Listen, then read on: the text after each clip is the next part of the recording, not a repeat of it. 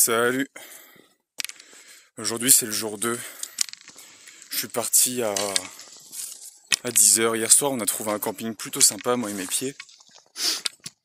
On s'y est posé et en fait c'était pas mal. Il y avait l'eau, l'électricité, l'eau chaude, l'eau froide, l'électricité, et l'eau potable, et les douches, et les toilettes, avec du PQ, des pansements qu'ils ont mis à disposition, ça c'était vraiment sympa. Des pansements pour les ampoules. Je trouvais l'attention quand même pas mal. Voilà. C'était vraiment sympa. J'ai bien dormi, mis à part que ça piquait un petit peu. Au début. Même toute la nuit ça a piqué. Il a fait froid. Heureusement que j'avais des thermiques et que j'avais un pull et tout ça en plus, parce que sinon c'était l'horreur. J'ai pris des chaussettes aussi de chasse pour la température chaude qu'elle donne. Enfin, c'est des chaussettes polaires. Bref, ça pique un peu. Faire de la rando en octobre, c'est faisable en fait la journée, il n'y a pas de problème. La nuit, c'est un peu difficile, il faut se protéger du froid. Parce que sinon, tu peux c'est vite la merde, quoi. Enfin, voilà. Ce matin, il faisait froid, donc c'est dur de se lancer le matin. Je t'avoue que je me lance pas avant 10h. Moi, je me lève en fait à 8h. Je fais un café. J'essaye de faire sécher mes fringues, là, comme ce matin. Ça sèche pas entièrement, donc tu finis par les fixer au sac, mais bon, c'est pas très gênant. Ça, après, voilà, ce matin, ça piquait un peu, mais ça va, tu vois. Disons que ça... J'ai envie de te dire, ça motive un peu, quoi. Ça motive un peu.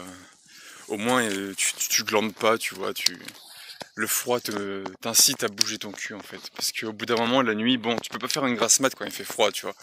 Quand il fait chaud, tu peux faire des grasses mat et te laisser aller, te poser, t'étaler au soleil comme une écrevisse, tu vois. Là, c'est compliqué. C'est un peu compliqué lorsqu'il fait froid. Bon, hier, j'ai rencontré un pèlerin. Et super sympa, on a fait 3 bornes ensemble, j'ai pris une photo d'eux pour garder un souvenir. Super sympa. Ils m'ont montré une crème en fait où tu masses les pieds, ça ne fait pas des ampoules. Ça s'appelle NOC. Ça se trouve en pharmacie pour 6-7 euros. Quoi d'autre? Ça c'était bien sympa, ils étaient cool. On a fait 4 ou 5 bornes ensemble, je sais plus. J'ai demandé entre guillemets au ciel qu'on m'envoie un pèlerin. Que j'aimerais faire un tour de pèlerinage avec quelqu'un. Et puis qu'est-ce que je rencontre par la suite? Quelqu'un. Et il était avec sa femme, ils avaient une 50aine d'années, ils venaient de Toulouse. Ils venaient pour une semaine jusqu'à Espalion, du Puy à Espalion. Donc voilà.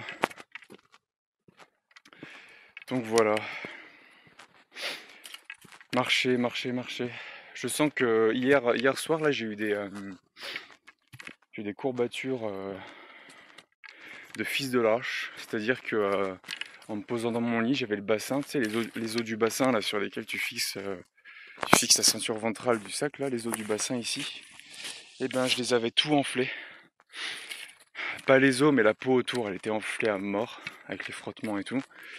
J'avais une ampoule sous le pied. Je l'ai crevé, j'ai mis un pansement et puis ça passe. Après ça passe, ça fait pas mal. Mais c'est juste sur le moment, c'est un peu casse-couille. Faut vite la crever, l'aplatir, mettre un pansement là, bien coller le pansement contre, et puis en fait après tu sens plus rien. Donc vive les pansements anti-ampoule, surtout ceux qui nous ont donné hier, quoi. Voilà. Aujourd'hui c'est le jour 2 du coup, je pars de Saint-Privat d'Allier. Ah et au fait, vous êtes bien sur ma chaîne, moi c'est Damien. Les gars, donc voilà, vous pouvez m'appeler par mon prénom, pas de problème. On part de Saint-Privat d'Allier ce matin, donc on a fait à peu près 30 bornes, je pense. Enfin, 25 ou 30, j'ai pas vraiment fait gaffe, mais il me semble que c'est 30. Et en fait, il paraît je sais pas si c'est le cas, mais il paraît qu'on est sur la partie la plus difficile du chemin. Donc je l'ignorais. Sur 25 bornes, pareil que t'as 1000 mètres de dénivelé. Donc on va bien voir. Mais ça commençait fort ce matin. Que des pentes, que des pentes, que des pentes. C'était à base de ça. Que des pentes, que des pentes. Qui montent bien sûr, qui descendent un peu mais qui montent surtout parce que sinon c'est pas drôle. Voilà, les paysages sont assez jolis.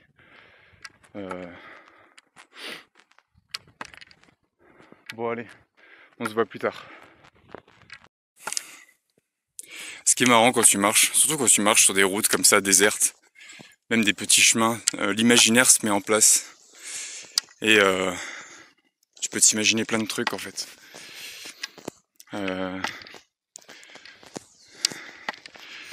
Tu peux t'imaginer que tu es dans un monde post-apocalyptique, qu'il n'y a plus personne sur Terre, tu vois. Parce que tu es solo à marcher, donc tu ressens une espèce de solitude qui t'amène à imaginer des trucs, à réfléchir, à penser. Ça fait travailler l'imaginaire, c'est-à-dire l'irréel, pardon. Et ça fait aussi travailler les neurones du style... tu réfléchis un peu à ta journée d'hier, tu tires des conclusions, tu remarques quelques petits trucs. Par exemple, j'ai remarqué qu'hier, par exemple, chaque jour, en fait, tu as une réponse à quelque chose, je trouve. Par exemple, hier, j'ai trouvé que le bonheur, c'est-à-dire le fait de se sentir bien instantanément, tenait à rien, si tu veux. Je vais expliquer pourquoi. Parce qu'hier, j'ai enlevé mes pompes, mon gars, et si tu veux, mettre mes pieds à l'air libre, marcher pieds nus, tu vois. Pas en tongs, hein, pieds nus direct. Pourquoi s'emmerder en fait avec des tongs? T'enlèves tes chaussures, tu marches pieds nus, point final. Et en fait, si tu veux, tu ressens tu ressens le sol. C'est incroyable, tu ressens le sol dans ses moindres recoins, tu vois. C'est putain, mais attends, 2 secondes. Et j'ai enlevé mes chaussures. J'ai senti l'air sur mes pieds, putain. Quand tu les as 10 heures par jour, t'es content quoi. L'air qui passe entre tes doigts de pied, c'est un truc de dingue, mec. Donc il y a des marquages comme ça pour te repérer. Là, il y a le marquage jaune, mais le rouge et blanc, il y est pas. Bon, je vais continuer par là, ça a l'air d'être par ici. Par contre, normalement, ils mettent une croix pour pas que tu prennes le chemin.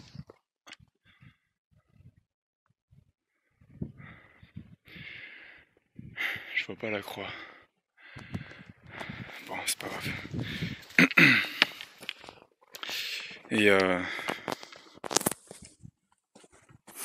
Et voilà, c'est que des petites choses quoi. Se faire un café le matin avant de partir, c'est dans l'herbe, par terre, le vent, l'humidité, le bruit des oiseaux. C'est que des choses en fait qui sont minimes. Puis moi j'ai dit au revoir à pas mal d'addictions pour partir. Et quand t'es occupé, bah déjà tu penses pas. Enfin, des petites addictions, mais si tu veux additionner, ça fait beaucoup. Quand tu marches, t'y penses pas. Tu penses vraiment à autre chose, quoi. Quand tu marches, t'es concentré. Tu penses pas trop à tes addictions. Ou alors si t'y penses, c'est pour en tirer quelque chose, puisque tu ne l'as pas sous la main. Puis ouais, tu te contentes vraiment des petites choses, quoi, de la vie, quoi. Tu découvres une douche quelque part, t'es trop content. Tu découvres un point d'eau, t'es content. Enfin voilà. Et en fait, dans la vie de tous les jours, vu que c'est des dus entre guillemets, vu que pour nous, les êtres humains, on est des animaux comme les autres, mais pour nous, on a des chiottes, on a quand même une facilité de vie, on a un luxe incroyable, on a des voitures, enfin, on se traîne pas en chevaux, on a des bagnoles, on a des chiottes. Je veux dire, c'est quand même plaisant, quoi. Je pense que quand on était à l'époque où justement on chassait, on cueillait, on faisait tout dans la nature, c'était moins facile, quoi. Là, t'as l'impression que tout est un dû, donc quelque part tu te dis bon, en fait, ça rend la vie facile et d'un côté ça la rend fade. Et là, en marchant, tu te rends compte que n'importe quel cadeau que t'envoie l'univers, le ciel, ce que tu veux, ben t'aimes. Puis tu te dis, bon, est-ce que quelqu'un me suit et me regarde?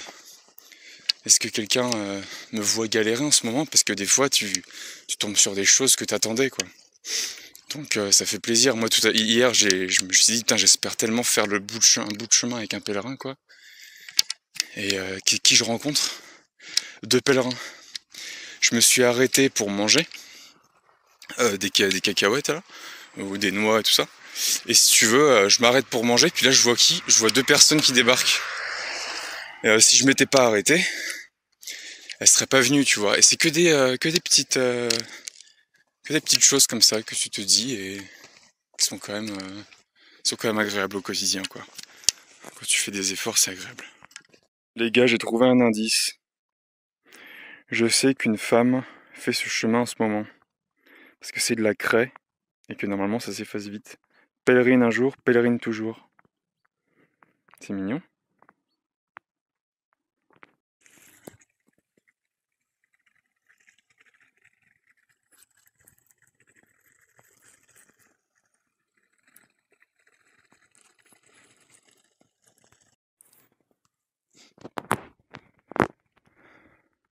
Voilà les gars, là on est sur le domaine du château de Rochegude. Ici c'est une chapelle qui date de 1230 quand même.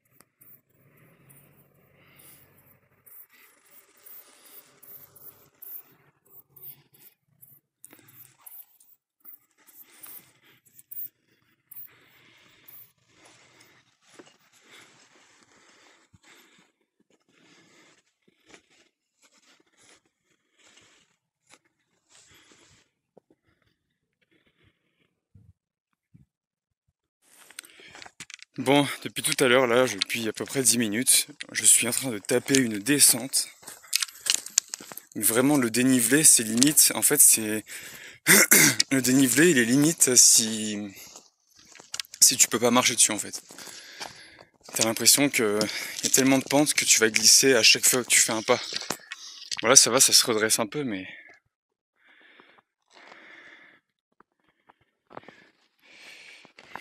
c'est impressionnant ce genre de pente, quoi.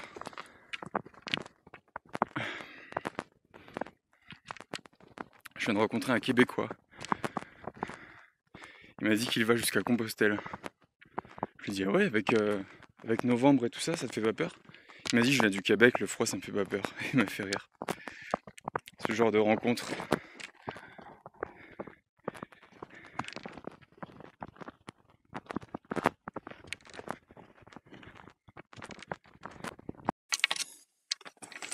Toujours en route pour Monistrol d'Allier. Donc le prochain village.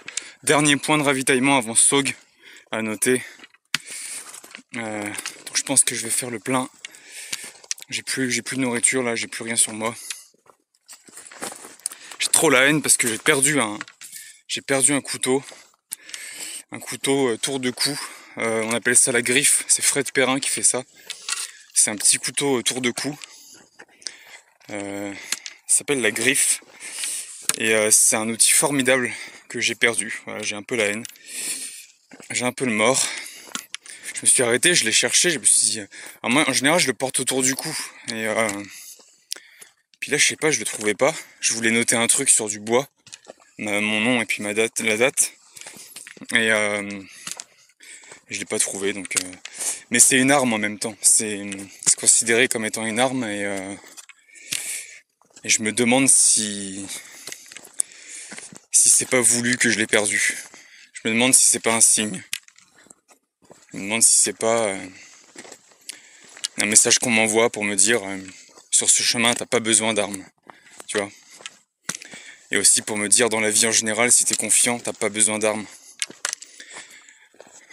Même si mon avis est partagé, mais il est vrai que voilà, c'est probablement un signe. C'est l'heure du casse-dalle. J'ai croisé les pèlerins que j'ai croisés hier là. Ils sont arrivés par là-haut et ils poursuivent vers Sog. J'ai l'impression que tout le monde va à Sog ce soir. Tous à Sog. Ouais, je finis de manger, je fais le plein et je m'en vais.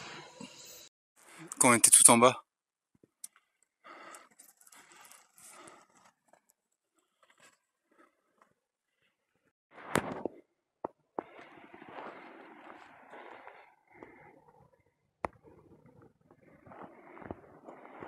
Ça te dérange pas que je te filme? Non. Ah, présente-toi vite fait. Alors bonjour, je m'appelle Nao. J'ai rencontré Damien après Saint-Privat des Alliés.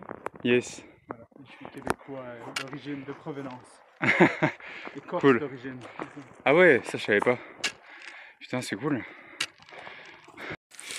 Il nous disait bonjour peut-être.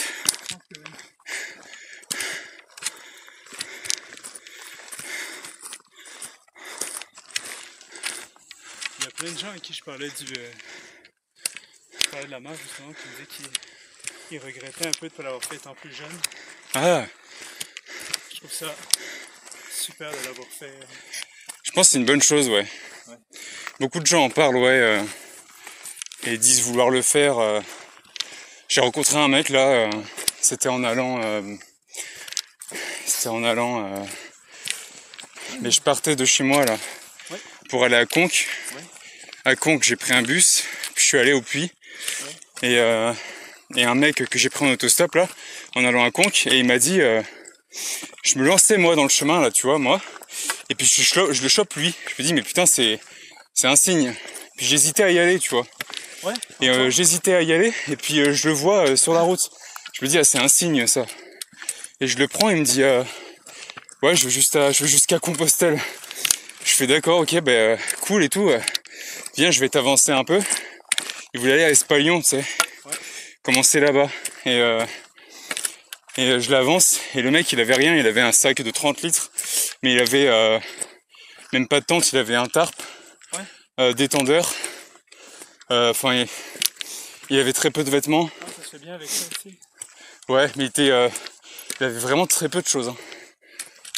Ça se peut qu'il soit expérimenté. Il m'a dit, moi j'ai 40 ans, ça fait je sais pas combien de temps que je travaille.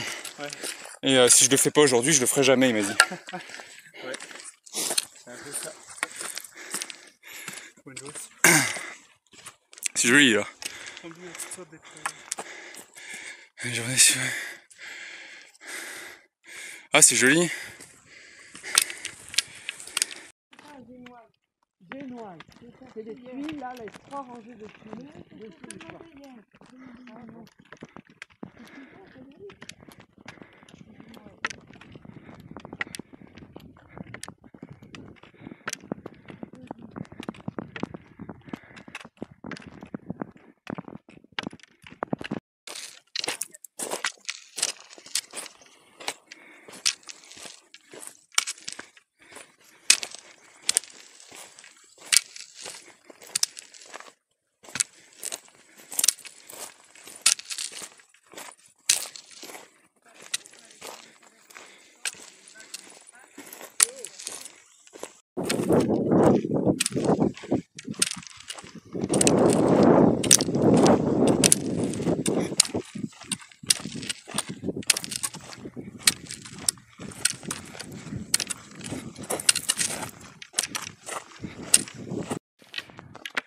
On arrive enfin à Sog.